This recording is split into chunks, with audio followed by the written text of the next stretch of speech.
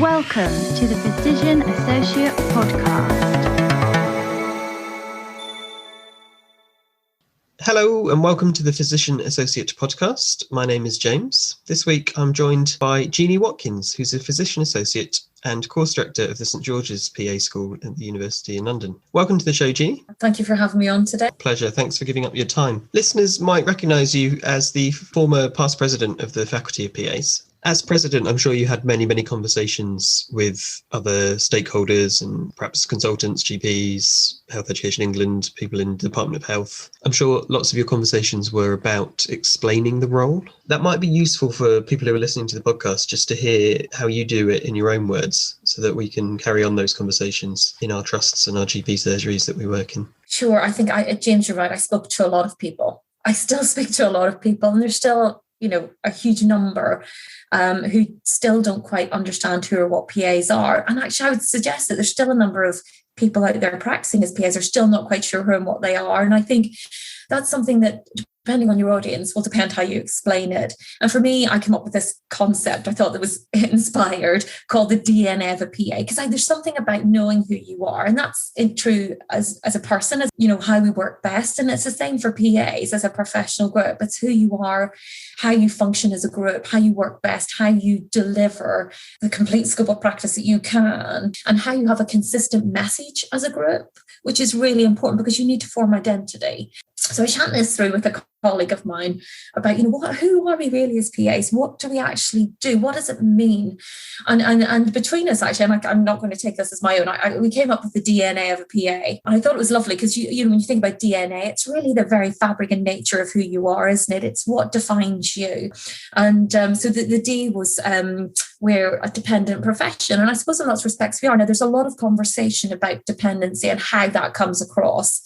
And I think, for me, no man is an island, James. We all work together, and you have to work with other people. And it's better, for patient safety, it's an absolute must. You work as a team to make sure your patient gets what they need and they're incredibly safe in that process.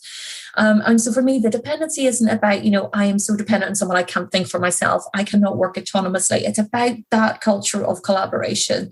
So, we are dependent, but it's not in the way that it is meant. And actually, we do work under supervision, and we are very transparent and clear about that. Levels of supervision will change depending on your level of experience. And when you speak to people who work with PAs, and my husband's a consultant in the NHS, and he said the beauty that a PA brings is that consistency to your team. And the beauty of this PA, and I'm going to talk about being a generalist as well, is actually you have this person who is a generalist in a specialist team. My husband works in oncology. And he said that's the real, I suppose, gem, the crux of PA.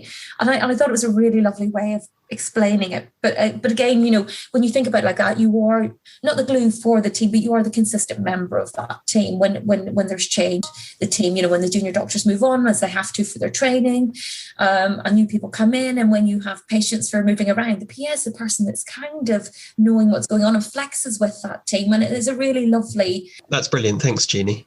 For me, when I try and explain physician associates to my colleagues, absolutely agree with the dependent practitioner and the collaboration that you've said.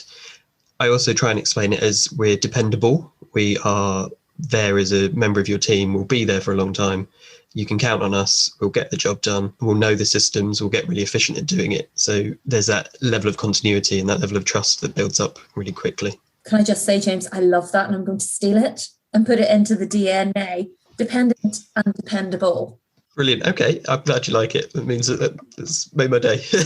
Okay, so the D is for dependability and dependence. What are we saying about the N for DNA? We have a national exam and a recertification exam. So there is something about when you're trying to explain who and what you are, that you have a credibility to that. And people can be assured that your training is of a good standard and that we have a national exam. And it's saying that this examination enables you as a PA, regardless of which PA program you went to, and how you were assessed and examined through that program, to have a national standard for a safe and competent clinician to come out at. That people are well trained. And there is always this sort of skepticism that, how can you do medicine in 2 years? And those are things that are people rightly need to ask.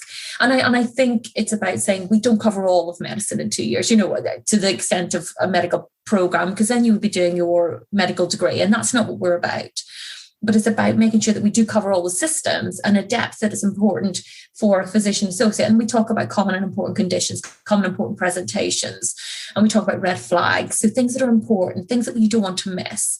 I think recertification, again, is an interesting process, and certainly how we do it is an interesting way. And I suppose I'm an advocate for recertification. I probably have changed my stance slightly about how we do that, having just redone my recertification exam after 6 years have passed. This is my second time round in recertification. And I, the anxiety that brought, James, in terms of, working, and it's so high stakes for PAs, this recertification examination. I'm not quite sure it does what it says on the tin. So I'm not quite sure that recertification examination is the best way to assure that PAs are maintaining their CPD, because that's what it's about. And actually, in any given day in examination, people can perform well or not so well. And for me, it's about the consistency of your CPD, and about, rather than just cramming for an examination, it's about being consistently up to date. And I think there's a better way of doing that than examination. And I know that's something that the GMC are going to consult and collaborate on. But I certainly have been an advocate for, let's remove the examination, but let's still retain recertification, but in a way that's relevant and a way that matters. So, I'd rather stay up to date on a yearly basis with CPD. So things like, the NICE guidance changing, things that are applicable to clinical practice, James, that we need to be up to date with every year as things change and move forward. And I think that's a much better way of demonstrating as a clinician that you are keeping up to date with your practice than a 6-yearly examination. There's no right or wrong to this, but it's finding the best way. And I suppose the method that is most appropriate for what we're trying to do. Yeah. And 6 years between sitting examinations, if you're just cramming for it, how do you know you're up to date? And these are obviously my opinions and my views. I'm not pushing this on anyone. It's just my reflections and thoughts, having been round the block a few times on this. As the physician associate profession grows and develops and GMC regulation comes in, that we don't lose that ability to be adaptable and to change roles. I think that's really at the core of what a PA is, and I hope that continues. On the national exam front, it must have been quite a step when the Royal College of Physicians got involved to help. Did that give a certain sense of validity and movement to the profession? I think so, James. I think it's a bit of a game changer on lots of levels. Obviously being part of an organisation like the Royal College of Physicians gives you a platform, also gives you resource. And that was something we sorely lacked prior to. That was resource. Everyone who's been involved in the profession to that point, and even as part of the college, have been giving freely of their time, experience, and their own resource to enable the profession to keep moving forward and to flourish. But being part of an organisation that has some resource and that also has a platform and has processes and systems set up was really quite, I suppose, I said game changing before, but it was for the profession. It does give an absolute sense of validity to it. I have to say that we, in our national exam being taken on by the Royal College, it was a game changer for the college as well. In terms of them re-looking at their examination processes and setting up an examinations unit and how they were working and functioning. So it was a win-win for both of us, James, in that respect.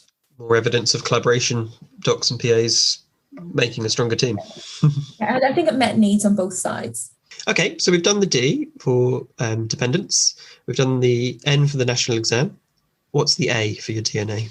So a generalist, that was where the A came from. So a generalist. And I think that's something that makes us incredibly unique as well. And I again, back to the uniqueness of DNA for people. It's the uniqueness of our DNA as a profession, being generalists. And as I said before, my husband really, for me, hit the nail on the head, saying about that's the beauty of what you bring to a specialty is you're the generalist in that specialty. I appreciate we've had this debate as PAs about are we generalists or specialists, and what do I want to really specialise in a specialty? That's fine, but actually what you really bring to that other people don't necessarily within that specialty is maintaining that generalism. And again, that makes us incredibly flexible But it makes us incredibly useful to our teams and also to our patients. And I think the thought of losing that is really soul destroying. I mean, obviously, if you want to work in a specialty and that's the one you found and you love and you want to be in that forever, amazing, because there are things that we will absolutely, be more inclined towards and things that we really find our niche in. But, retaining that generalism is what makes you really valuable in your specialty as well. So there's no doubt that you can have specialist knowledge and skills. That's fantastic. But, and then there's lots of conversation as well about, having specialist exams within the specialties for PAs, or PAs sit in specialty exams. And that's great as well. However, the slight concern around that would be that actually it becomes a precursor for people then to enter that specialism. And therefore you start closing it down and you lose the ability to retain the generalism. So it's about, absolutely, we can do all these things. But again, for me, it's not boxing us into one area. And it's about saying, if you want to do these exams, that's great. You don't have to do them. You can still work in that specialty. If you want to do them, amazing. If you want to stay in the specialty forever, you want career progression, you want, professional challenge, you want to specialize in something, amazing as well. But I think we just need to keep the channels open for those things to happen. And this is an evolving profession. That's what makes it really exciting for people to want to be part of, regardless of specialisms we all work in or choose to be more specialist in. The generalism is really important because that's unique. PAs are a professional group that if something was to happen tomorrow in healthcare, so we had a massive disease outbreak and then we had COVID, we have a group of people who are generalists that you can mobilize to meet the need. And I think that's something that maybe we just haven't quite had the right numbers of PAs yet to meet the need of COVID, because obviously it's been devastating across the world, and never mind in the UK, it's been devastating. But that's the potential. And people talk about the pluripotential, don't they, of a PA. That's the potential of galvanizing a group. Absolutely, yeah. The adaptability and the fact that we can be that responsive because we're not boxed in is amazing. Yeah, but I think to galvanize a group like that, James, and it brings me on to my other little hobby horse, which I'm going to wax lyrical about, the lack of national leadership for PAs. Now, that's not national leadership as a professional body. It's national leadership in organisations like Health Education England, national leadership in organisations as NHS England, NHS Improvement. There is no PA leadership. People have it as part of their jobs, James, but they don't. There's just no lead nationally for PAs. We have leads nationally for other healthcare professional groups, but not for PAs. And we are a massively, rapidly growing workforce. And for me, if you want to galvanise a professional group to meet a workforce need, then you need to have national leads and you need to have national voices speaking at the tables. And actually, the PA ambassadors, what a brilliant, initiative that was, and what an amazing job these ambassadors are doing. But again, without a national lead, it's disparate. So, and I attend lots of different meetings and we have ambassadors there who are doing a stunning job, but bless them, it feels like they're a little bit isolated in some parts of the country. And actually a national lead will pull that together. And then you start having, regional networks and processes in place in order for this to, so if we needed to galvanize a workforce, and that's what makes sense for me about the PA profession. Now, those are just my views again and my ideas, but I'm clear that that's what's lacking for us as a professional group. And I'm also clear that that's something that needs to happen. Absolutely agree. Yeah, there needs to be a strategy from top down. There does need to be some sort of national lead and a strategy approach. There is a huge move now, isn't there, for integration with the development of integrated care services to bring together primary and secondary care, mental health services, social care, the ambulance service, all of these different healthcare people, and try and integrate a little bit easier. PAs can be leading on that in the future, I feel. Yeah, and we've got the situation actually in primary care where PAs are working across PCNs, a group of practices, and that's really fascinating for me in terms of, I suppose, as a PA working in general practice, I like to feel I belong somewhere, and working across a group of practices can sometimes be challenging, James, because you're kind of managing different systems, different people, different processes, and I'm keen to see how that is panning out, to be fair. And there's probably a podcast in there for you on James. Definitely, yeah. Fine. My last question is to just sort of, I guess, a wrap up of where you see the profession moving forwards. As we look ahead, GMC regulation is coming. I think that's a tough question, James. I think we will keep moving forward and we will keep being innovative in terms of how we work and function. I think with GMC regulation coming, which is, we're so delighted about, it opens up a huge opportunity for PAs to work to their full scope of practice. So I think that's the first thing for me. People start working to the full scope of practice. And it gives us that ability. I think that one single act of regulation gives us the ability to really fly as a profession, which will include prescribing authority. Now, that has still to be worked out about how that will work and function. And that will take a little bit longer than just being regulated, once regulation comes into force. But that's incredibly exciting as a professional group. And it gives us that, I suppose, greater autonomy in how we work and function while still working in a collaborative way with our medical teams and with the people that we work, closely with. And I think, so with regards to working, we'll see more about potentially, special exams for PAs. We'll see a change in potentially how we recertify in the future. We may see a change in our national examination and how that moves forward. Oh God, the world is your oyster as a PA in lots of respects. I think the opportunities in education for PAs will continue to grow. The opportunities in clinical place will continue to grow. We've got PAs who are working as partners in GP practices. We've got PAs who are working in incredibly senior positions within their clinical specialties. Hopefully we will see national leads for PAs. We will see PAs sitting at the table, in NHS England, NHS Improvement, Health Education England as well, really with a stake. For me, that's where we need to be headed. Jeannie, thanks so much for giving up your time to talk to me on the podcast today. I found it really fascinating, and just you're a wealth of knowledge and experience about PAs. So will you come back on when there's more to talk about in the future? Absolutely, James. I could talk the leg of a stool or talk for all formations literally all day about PAs. Can I just add, James, that you are doing a fantastic job. I have absolutely loved these podcasts. Thanks, Jeannie. It's been really interesting to talk to you and get your thoughts.